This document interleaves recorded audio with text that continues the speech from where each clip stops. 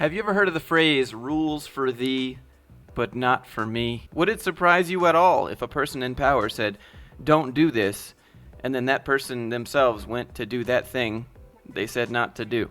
Would it surprise you if I told you that there was an executive at Google that was anti-work remote, anti-work from home, and then he decides that he's going to go to New Zealand to work remote? Well, that's what we're going to look at today. A senior Google executive who reportedly opposed employees working remotely has caused an internal stir by moving to New Zealand to work remotely himself.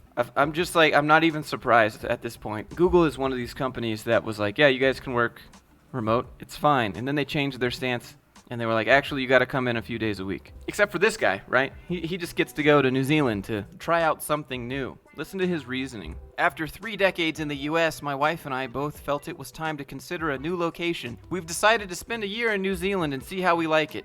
But you guys down there at the bottom tiers, you're going to stay down there in the bottom, okay? You're not going to go anywhere but the office. A Google spokesperson told Insider that he never opposed remote work for employees who didn't have a certain seniority level. Yeah, okay. Sure, bro. Yeah, company spokesperson is going to say, no, of course we didn't do that. Of course our company is perfect. Of course we don't have people having double standards in our company. Why even let a spokesperson make a comment? Like, they're just going to say what you want to hear. I'm looking forward to this adventure and to sharing the results of our relocation experiment with you. Bro, just say you wanted to go visit the Hobbit town from Lord of the Rings, because that's we all know that's what you really want to do. I mean, come on. All right, you guys want to hear a terrible opinion piece? It's from the Wall Street Journal. Employers must resist remote work's allure. It will strain and weaken the culture and values of the company. The move by white-collar employees to create a more balanced telecommuting policy is long overdue. I appreciate the desire to reduce time wasted commuting, but employers in industries such as software and biotechnology go fully remote at their peril if they emphasize real estate savings or employee satisfaction over innovation and effectiveness. That's right.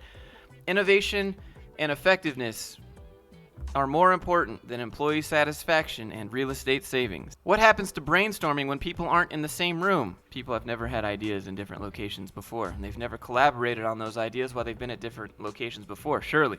This is not 1955. Who wrote this? Or difficult cases of tech support when you can't wander down the hall to find the engineer. Even if you're at the office and you wander down the hall and find the engineer, he might not be there, so then you're going to sit there and wait around or try to go find him anyways. This is a bad argument. Employees hired in the past 15 months have bypassed the acculturation and after-hours bonding essential to team cohesion. After-hours bonding. Get the out. Don't do any after-hours bonding. You can bond on hours, okay? Here's the honest part of this opinion article. You risk losing control of your workforce with remote work. Ah, yes. What it really is about. Boomer power play, as Ken Coleman from the Dave Ramsey Show would say. You also lose development and training opportunities for new employees to interface with experienced workers. Hop on a Zoom call. And in the process, you strain and weaken the culture and values of the company. No one was following them anyways, and they were just posters on the wall to make us look good on LinkedIn. Ultimately, productivity will decline. Where's your studies? You just making up stuff now? As a former vice president of human resources, okay, stop talking. I wouldn't hire candidates who want to dictate their work schedules. I wouldn't hire someone who respects their time and wants to control how they use it, because you belong to us now. It's just slavery with extra steps, but we can't say that. Former vice president of human resources. I'm glad that you're not still in it. It signals self-centeredness, people who over time would put their interest over the company's. Good, you should. Put your interest over the company's. Company's interest is maximum profit, not you. I mean, like, that's the reality of it. Put your interest ahead of any company's interest. Your interest should extend as far as their paycheck does. And that's it. Let's hop on over to LinkedIn here and look at Dan Price. If you don't know who Dan Price is, he's a CEO that goes against the grain pretty hard, and he gets a lot of flack for it, but he gets a lot of praise for it. I've reached out to Dan Price, and I got ghosted. So it'd be cool to have him on the channel and see how he does things. Regardless, Dan Price stirs up the pot on LinkedIn, and it's hilarious. He wrote an article here talking about how let people choose what they want to do. And then in the comments, oh man, the comments, it really triggers other CEOs to come and defend their old school, we've always done it this way mentality. Ah, yes, here we go. Christopher Leitz, dude looks like the dude from That's a Lot of Damage. That's a lot of damage. Hi, Dan, I don't believe you're 100% correct here. For example, what if 50% of the jobs can't be done remotely? You're going to allow 50% to work remotely, but tell the other 50% they can't? Yes.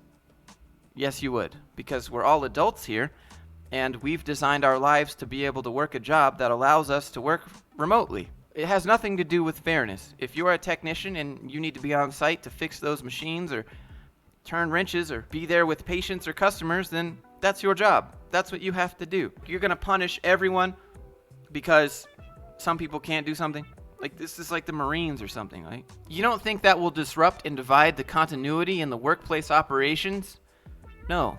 People pick their jobs based on work-life balance. I did. That's the only reason I learned how to code, so I could go remote one day and have more control over my time. And you're telling me because someone else at the office says, it's not fair, I picked a job where I have to come in, you're going to make me come in? Dan, I can't agree with you. In our company, other than special circumstances, we don't allow remote work. Okay, boomer. I don't know any other phrase to better encapsulate this. We believe in creating a fun and social interactive office environment. No. There is no we, Mr. CEO. There is a you. Stop trying to speak for everyone. We believe. It's one dude. It's you. I believe in creating a fun and social interactive office. Okay?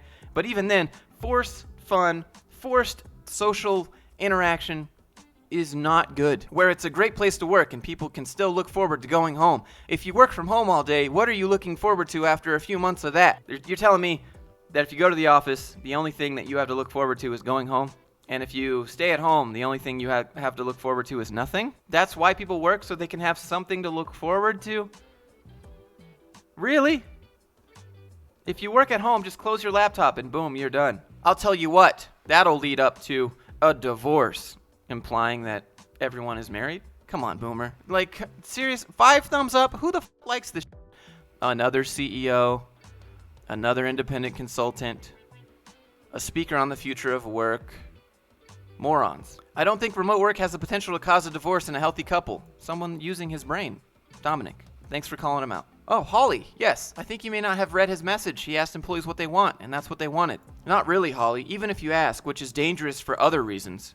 But I'm not going to explain those reasons here. But even if you ask your employers what they want, what if the janitor wants to work from home? Okay, this is a terrible argument, because if you ask the janitor if he wants to work from home, he's going to be like, well, yeah, I do, but I can't because I have to go clean the building. That's my job. Like, this is so dumb. What if the guy who receives products at the door, checks and verifies inventory, wants to work from home? Again, obviously, this guy has to be there to do his job. Why are you using these as examples, Christopher? How did you become a CEO if this is your logic? He can't. So suddenly he doesn't want to do that job anymore because Timmy can, but he can't. Once you start down that rabbit hole, it gets very complicated. Can we make this into a meme? It gets very complicated. Oh, okay, so Christopher's going to roast Charles. Charles says, so what you're saying is that people who work on the production line in a factory are going to be irked because the call center staff work from home? Christopher says, LOL, bad example, Charles. Maybe you have a limited exposure to corporate environment. That's your comeback, Christopher? You're just going to say you don't have enough work experience to understand? You're treating your employees like children. Timmy said it's not fair. Because Timmy said it's not fair, okay, then none of you can do it. We're grown adults. Stop treating us like children. This guy says, people will change jobs. That happens. You might need to look at ways to improve your employee proposition, but it's not complicated. Work from home or possibly work from home or a different hub is a real option now. A CEO must now look at how to recruit and retain staff. And then he says, I suppose you're not trying to hire good people right now. If you have good people, and we do, you want to hold on to them. So the way to hold on to them is to force them to come into the office because the other half of the office said it's not fair. Grow the fuck up. I personally can't wait to get back to the office. Working fully remote has sucked. Sure, we get the job done, which is it's what it's all about. Like, stop right there. Sure, we get the job done. Okay, so the results are there. All right. But it's so much harder and exhausting. So commuting and spending that time and money makes it less hard and less exhausting? Commuting is exhausting. I can't wait to have a one-on-one meeting or an in-person walk rather than part of a never-ending conference call train. I'm sure you're like one of the only people that feel that way. But it is nice to have the flexibility to work from home some days of the week for the reasons described. I prefer to let our teams tell us what they need. And although Fully Remote is a very vocal group on social media, no, dude, it's actually the opposite. Fully Remote isn't a very vocal group. The vocal group on social media is all these CEOs saying you got to come back into the office because reasons, not because of my real estate devaluing. Go look at all these articles on all these news sites of companies telling you why it's good for you to come back because you can't control yourself.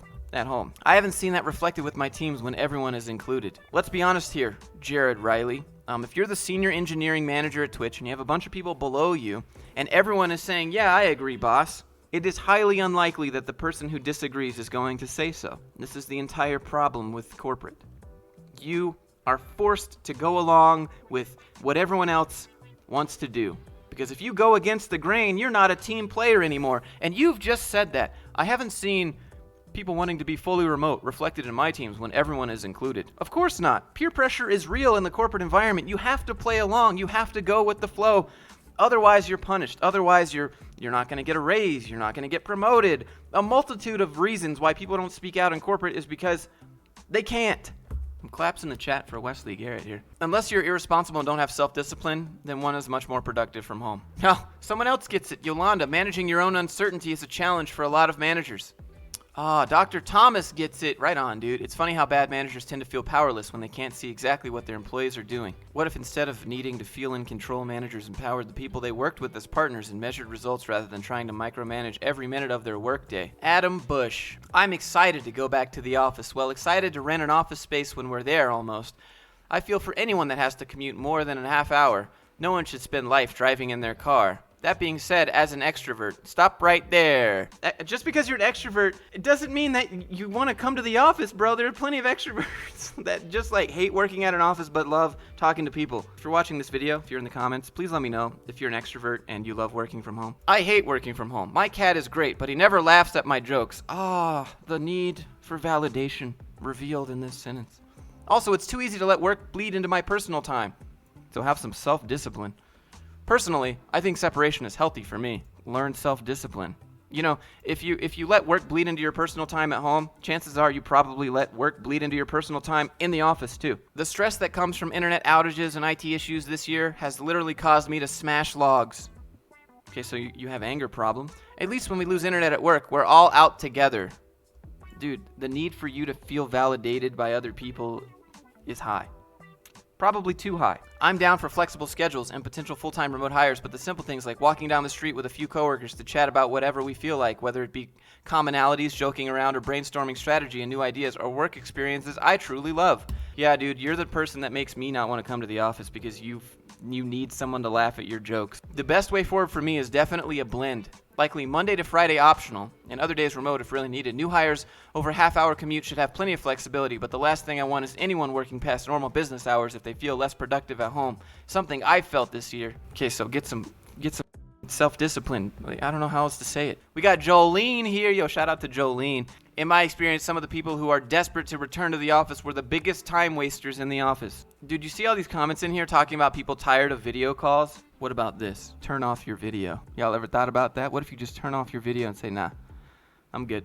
I've seen a lot of comments on my channel that say, I have ADD, so going to the office helps me because it removes distractions. Well, here's the flip side of that. I have ADD, and the ability to control my environment and remove distractions at home has been massively beneficial in increasing my productivity. Co-CEO. Spending time together as people is invaluable. Yeah, but I'd rather do it with friends and family than people at work. Sat in rows doing work with headphones on makes 0 sense. You're going to be doing that if you come back to the office anyways. Everyone's going to have their headphones on trying to do work, and they're going to send a message when they have a question, just like they would at home. I disagree. I have not been as productive working remotely, and the average productivity of my colleagues has dropped measurably. Many of us are looking at not meeting our yearly goals for the first time despite having more than enough work to do. Sounds like you got to get it together. I don't know. Damn. So Dan, if you're out there or if this video reaches you, I'd love to have you on the channel and see what you're all about and get your input on some stuff. I'm sure a lot of other people here would like that too. So if you're interested, I sent you a message on Instagram. I guess I can email you too. But yeah, it would be cool to have you on the channel. But that's it. That's all I got for you guys. Let me know what you think in the comments below. Leave a like, subscribe if you want to see more of me calling out corporate nonsense, since I know you can't or you'll get fired. If you'd like to support the channel, there are some links down in the description. And that's all I have for today. See you in the next one.